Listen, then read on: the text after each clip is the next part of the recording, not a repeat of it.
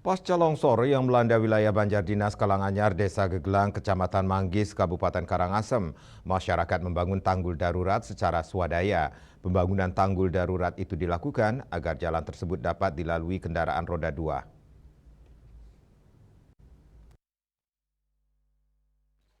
Salah seorang warga, Iwayan Darmo, mengungkapkan pembangunan tanggul darurat tersebut dilakukan oleh masyarakat sekitar. Pembangunan dilakukan secara gotong royong agar akses jalan tersebut bisa dilalui oleh sepeda motor.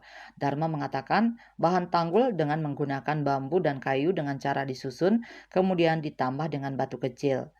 Panjang tanggul yang dibuat sekitar 7 meter dengan tinggi 1,5 meter. Warga lain, Imadi Budiarto, mengaku sangat terbantu dengan adanya pembuatan tanggul darurat tersebut. Sementara itu, klien Banjardinas Kalanganyar, Inyoman Ardike, mengatakan bahwa beberapa warga memang sempat mengusulkan agar akses jalan yang jebol tersebut bisa dibuatkan jembatan permanen, sehingga ketika terjadi banjir lagi tidak sampai membuat akses jalan jebol.